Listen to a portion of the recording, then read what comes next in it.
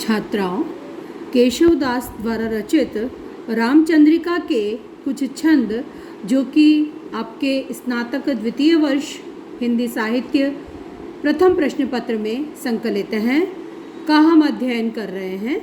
इसी के अंतर्गत हमने राम वंदना, सूर्योदय वर्णन और पंचवटी वन वर्णन से संबंधित अध्ययन किया।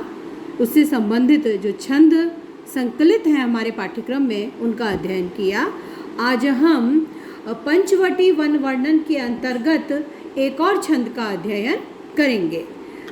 शोभित दंडक की रुचि बनी, भांतिन भांतिन सुंदर घनी, सेब बड़े नृप की जनु लसे, श्रीफल भूरी भाव जह बसे, बेर भयानक सी अति लगे, अर्क समूह जहाँ जगमगे, नैननी को बहु रूपनी ग्रसे, श्रीहरि की जनुमूर्ति लसे। तो यहाँ पर केशवदास जो दंडक वन है उसकी जो सुंदर सुरम्य वाटिका है उसका वर्णन कर रहे हैं। और उसका वर्णन करते हुए केशवदास जी यहाँ जो वृक्ष लगे हैं उन वृक्षों के नामों का चमत्कारपूर्ण प्रयोग करने का प्रयास करते हैं। चमत्कारिकता, चमत्कार बहुलता उस काव्य की रीतिकालीन कविता की एक प्रमुख विशेषता रही है। इसके संबंध में हम पूर्व में भी चर्चा कर चुके हैं। तो और केशव के काव्य में आचार्यत्व प्रदर्शन और चमत्कार प्रदर्शन की प्रवृत्ति बहुतायत से पाई जाती है। और इस चमत्कार प्रदर्शन की प्रवृत्ति के कारण अनेक स्थानों पर उनकी कविता में हृदयहीनता या क्लिष्टता का दोष भी आ जाता है। ऐसी चर्चा भी हम पूर्व में कर चुके हैं। तो उसे ध्यान में रखते हुए इस छंद का हम अध्ययन करेंगे। यहाँ पर केशवदास उस दंडक वन में लगे हुए विभिन्न जो वृक्ष हैं उन वृक्षों के माध्यम से दंडक वन की शोभा का वर्णन करते हैं। और यह वर्णन करते हुए वे उन वृक्ष के जो नाम हैं उन्हीं का चमत्कारिक प्रयोग करने का प्रयास करते हैं।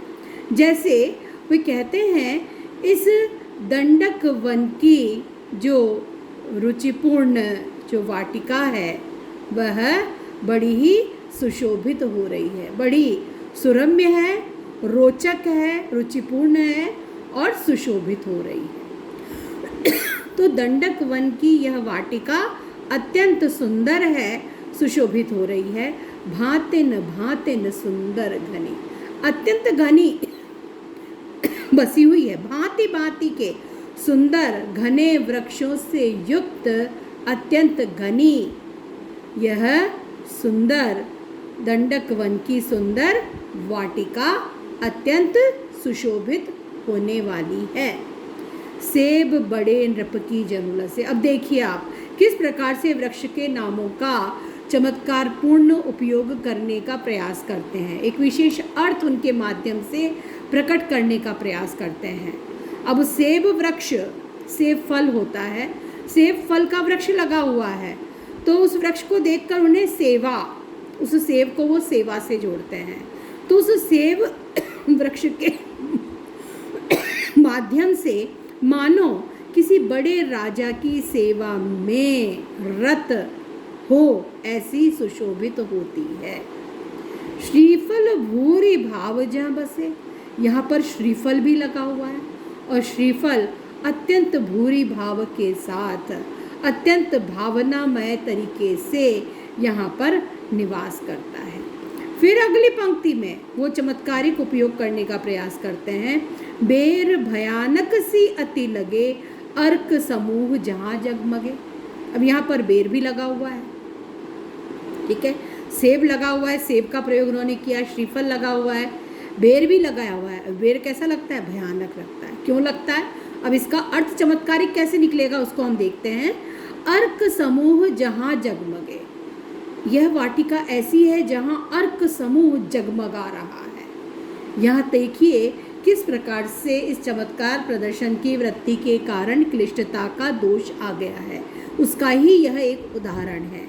अर्क समूह, अर्क किसे कहते हैं? सूर्य को।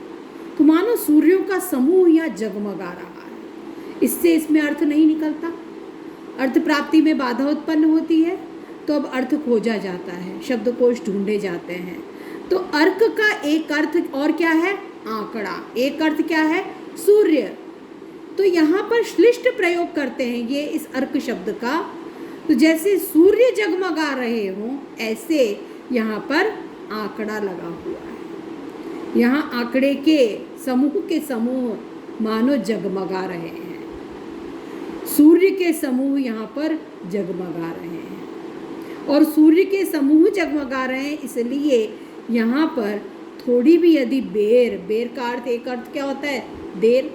एक अर्थ तो बेर वृक्ष है ही, बेर फल का वृक्ष, और दूसरा बेर देरी। तो अर्क समूह यहाँ पर जगमगा रहा है, सूर्यों का समूह जगमगा रहा है, उसका तीव्र प्रकाश है, इसके कारण यहाँ देरी, कुछ पल भी यहाँ पर यदि ठहरा जाए तो वह भयावह प्रतीत होता है। तो यह चमत्कार उत्पन्न करने का प्रयास उन्होंने अर्क समूह और बेर दोनों वृक्षों के नामों के माध्यम से किया। फिर यहाँ पर जब इस प्रकार से अर्थ नहीं निकलता कि कहाँ वाटिका का वर्णन, वाटिका में कहाँ अनेक सूर्यों के समूह आ गए, और उसके कारण वहाँ पर भय प्रतीत होने लगा। कहाँ सुरम्य सुंदर वाटिका जो बड़ी सुंदर है, उस वाटिका का वर्णन करते हुए यहाँ पर अर्क समूह और भय की अनुभूति का वर्णन वो करने लगते हैं। तो यहाँ पर केवल चमत्कार प्रदर्शन की वृत्ति उनमें रह जाती है, कविता के मूल भाव से भी वो भटकते हैं। इस तरह के प्रसंगों के कारण ही केशव पर हृदयहीनता का आरोप लगा है, या क्लिष्टता का दोष भी आ गया है। यहाँ पर क्लिष्टता है। अर्क समूह जगमगा रहा है, सूर्य का समूह जैसे जगमगा रहा हो तो अर्थ नहीं निकलता। फिर हम अर्थ निकालते हैं, अर्क समूह, आंकड़े के पुष्पों के समूह यहाँ लगे हुए हैं, वो जगमगाते हुए प्रतीत होते हैं। और बेर के अत्यंत घने वृक्ष हैं जो मानो भयभीत करने वाले लगते हैं। बेर में कटीली होती है झाड़ियाँ, झाड़ी वाला है, वह भयानक सा लगता है।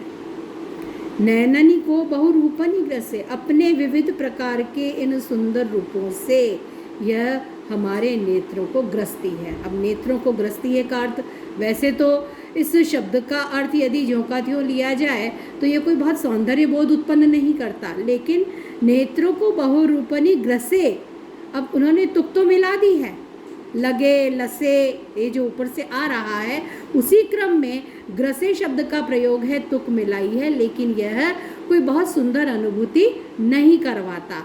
लेकिन यही इसके स्थान पर हम इसे ऐसे कह सकते हैं कि नेत्रों को अनेक प्रकार से लुभाने वाली है, नेत्रों को लुभाती है।